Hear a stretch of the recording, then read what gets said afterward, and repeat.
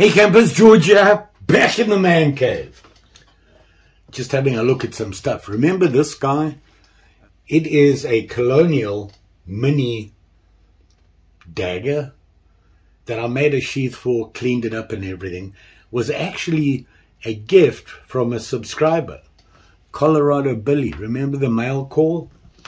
Well, part of that mail call was this guy, an old timer. It was his dad's. He asked me to fix it up. Let's check it out.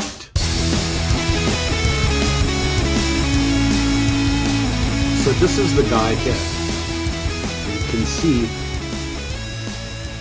it's an old timer.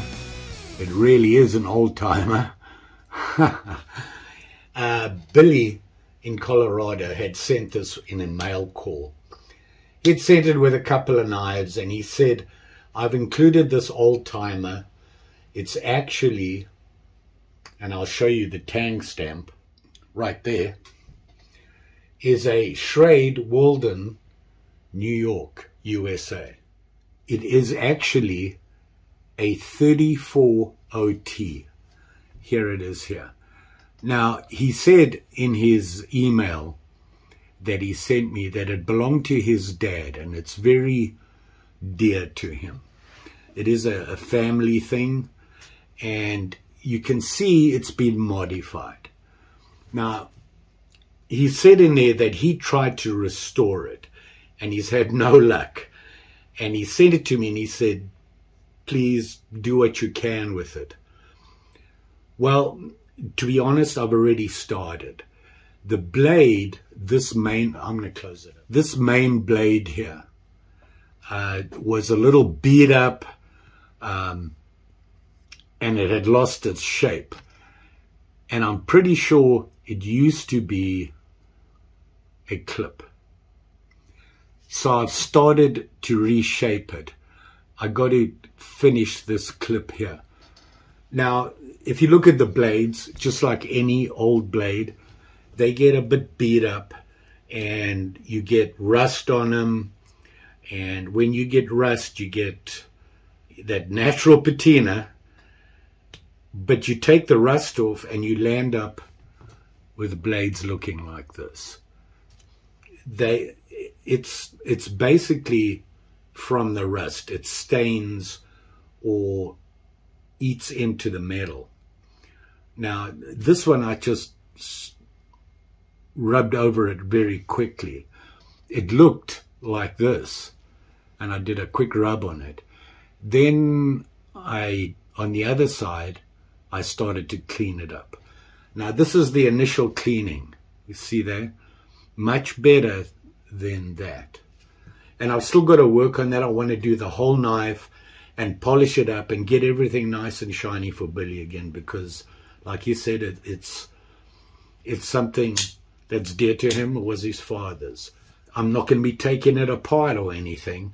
I'm just going to clean it up, oil it, get it working again. One of the issues, and this is typical with old knives, typically your main blade is the one that's used the most. So what happens is the spring loses a lot of its tension. To fix that, you've got to get a new spring or modify the blade or something like that. I don't want to open this up. For one, I don't know enough about opening it up a knife like this and fixing that. So I'll oil it and everything. Hopefully that'll help a bit. The other ones are snappy. See that? They still snap because they aren't as used as much. So let's have at it. So here's the knife right now. Now, I'm going to show you a picture right here. That's the way it originally was. Change this.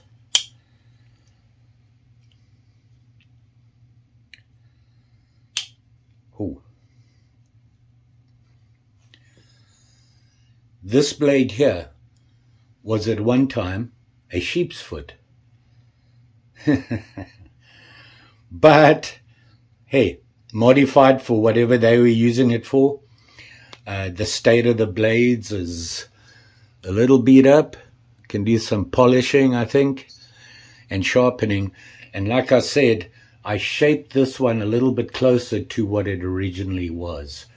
It was a little bit beat up before, and I did that before I started filming. Then I thought I better just film that. I've done that. I want to clean up inside and around and polish everything up. I started off, this is 120 grit, sanding wheel, whatever you want to call it.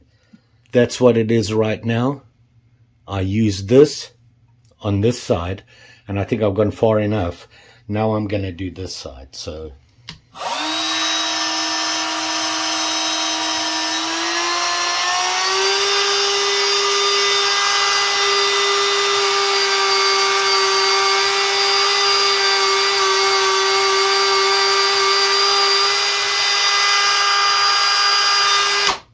my bad. Safety glasses. And of course, everybody's going to shout at me because I didn't have this on.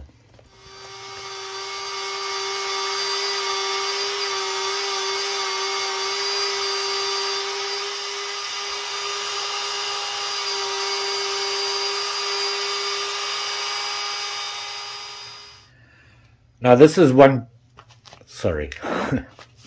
this is 120 grit. And I just went over it quickly. I'm just trying to get rid of the worst marks on it. Now we're going to go up.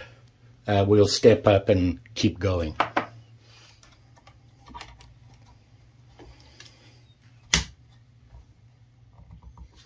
This red is 320, allegedly.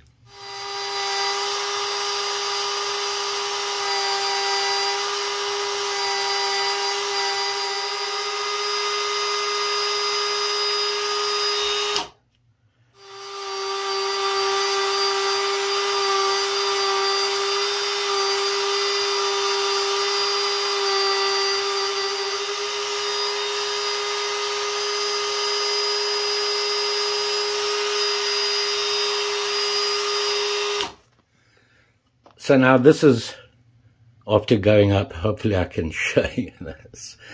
Let me get some light on the subject here.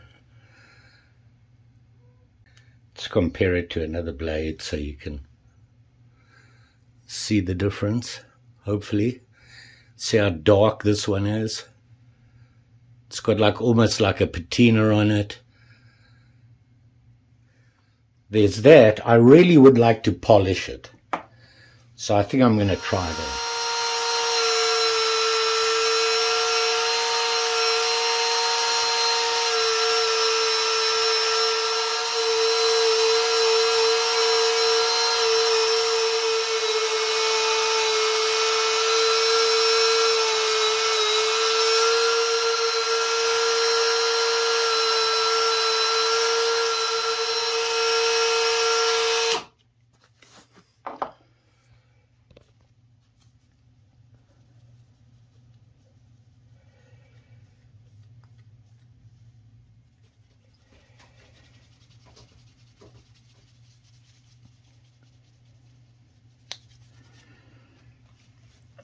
So there you can see now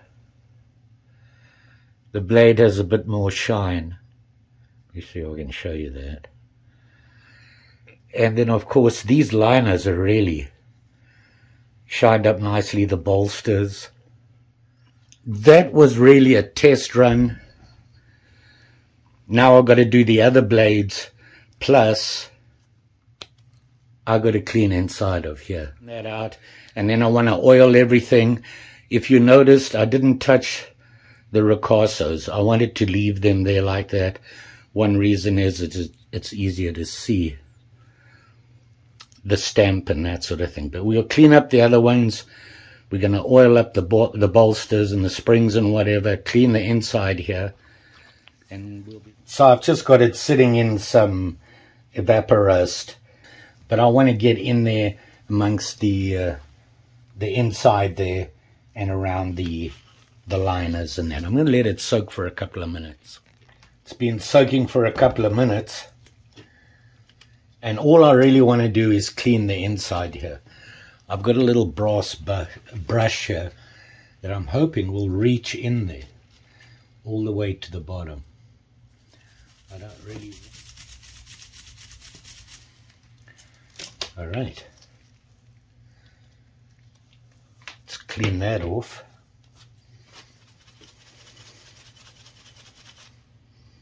Here, look at that, it dulled it up. I'm going to go and wash it in some water, but I want to get most of it out here. By the way, when you're doing this, be careful you don't slip. See where the blades are? Don't slip when you're doing this. It could sting. A lot cleaner than it was, so I'm going to go wash it out now. Just with some warm water. See, here we are here now. And what I'm going to do now is I'm going to repolish everything and finish these blades. Basically, then we'll sharpen each blade. And hopefully, it'll turn out splendiferous. So I'm going to do that now. When you're doing this, I believe this, I think they call it Delrin. It's actually pretty soft. It doesn't take a lot to mess it up. So you don't want to be filing away on it. That's why I'm just trying to get the springs and the liners cleaned up a bit here with some 1000 grit. And if you want to get to the springs, you can lift this and it raises the spring slightly so you can get to it. See where I got my finger? Be careful that doesn't slap back on you, so I wasn't paying attention there.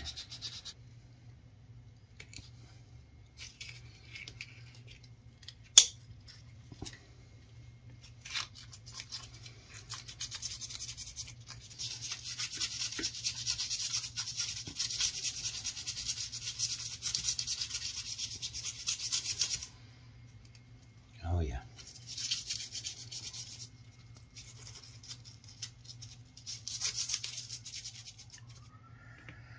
Those springs look a lot better.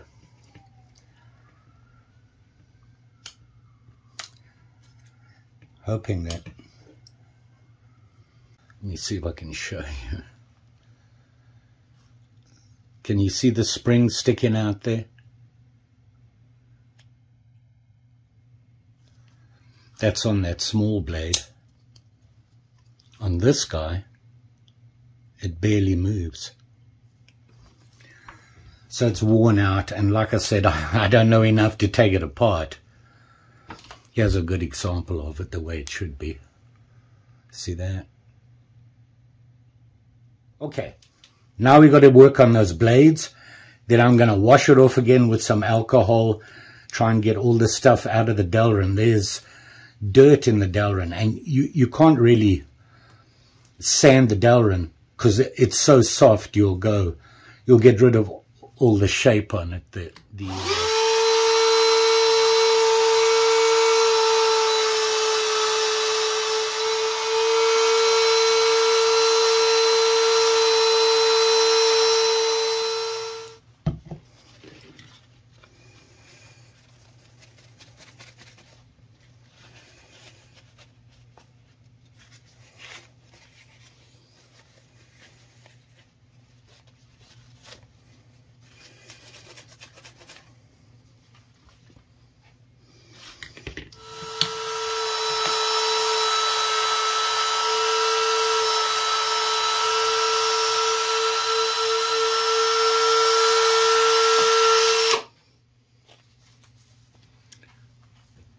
Okay, here we are here,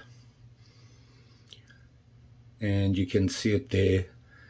It's got a little bit better shine, nicely cleaned up. And if you look at the ends here, the bolsters look a little better. And then the blades, here's the main blade. Let me see if I can, there you go. And then the other two.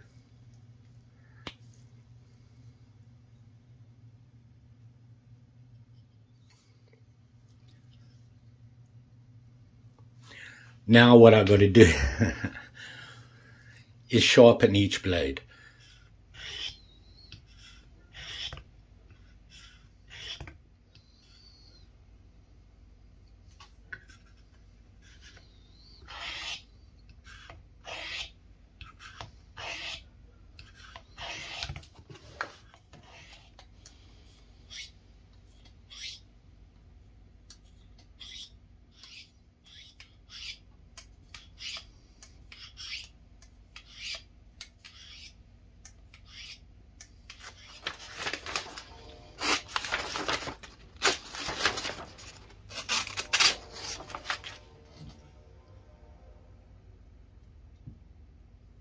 Feels sharp. Cannot figure out why. Well, I know why it's happening. You hear that? It's in the middle, right there. And if you look at the shape of the blade, it dips in the middle and there's a bump. This needs to be totally reshaped. Much better. It took a lot, but it's still not quite right, but I don't want to take any more off of it. Can you see that? It's not quite. It's hard to show, but this side's more obvious. Can you see along there? When they shaped it, they kind of went, whoops. See how the other ones do. Everything's oily right now. This guy is the one that was modified from a sheep's foot. Same thing again.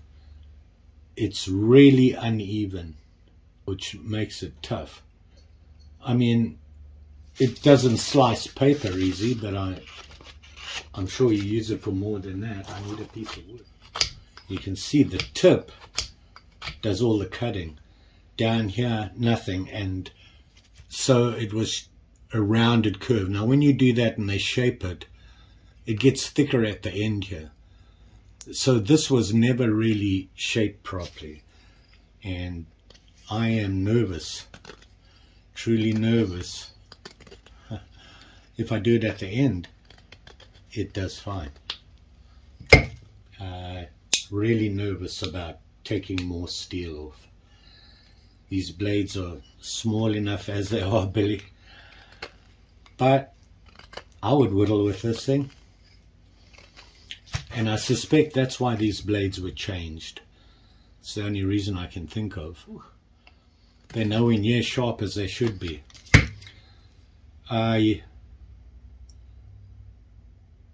Very thick blade now because of the geometry of the blade is thicker here than up here, and especially with a sheep's foot. So having cut it off for the sheep's foot, you now have a really thick blade and you've got to redo this whole thing. Yeah, I don't know if I'm good enough for that. But a lot better than it was. Maybe I'll work on it a little bit more. I think there might be operator error. Look at that. Much better.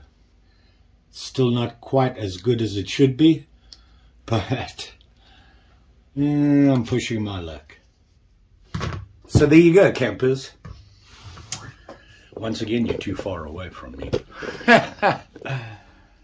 So Billy, first, sorry it took so long.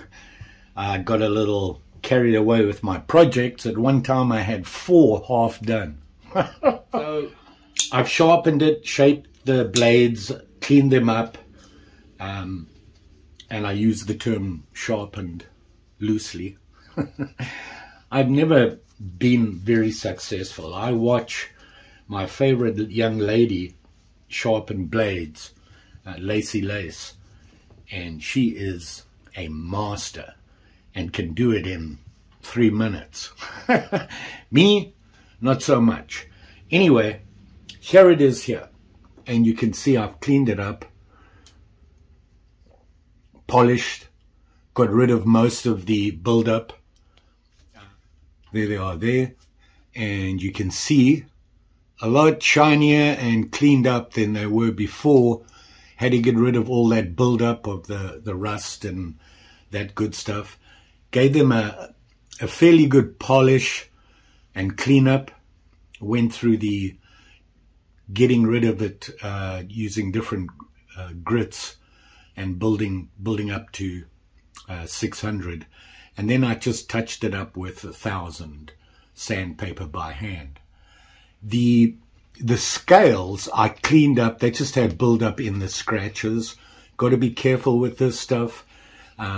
It's not very hard, and sandpapering it, you'd get rid of the whole their look. You know that. You know, if you can see it there. The lines for the grip, you'll see it better here, I think. So I had to be careful there. I just went lightly over it and then cleaned it up, got rid of the build-up, and just gave it an overall polish. The big blade here was in pretty bad shape, so I just reshaped it, because originally, and here's what they look like, and you can see this was a clip, this was a sheep's head, and this was a pen blade, and they had been reshaped for whatever use. Probably, to me, whittling is what they were made for. These points allow you to get in and make some really delicate inside trimming and cleanup. Hopefully that'll help. Cleaned the insides out. They were kind of dirty. I love these bright. This is a really nice little knife. I like it. For me, though, probably the best whittler that you can get off the shelf is a Congress. It has some really good blades on for whittling, and it really doesn't need to be reshaped. This knife, Billy told me, was his dad's. Passed down to him, and he wanted it just cleaned up and taken care of. Well, Billy, here it is. You know, I'm not an expert at this. I just do what I can with it. Cleaned it up, you know, made it a sharp and shiny. Mainly shinier and sharper.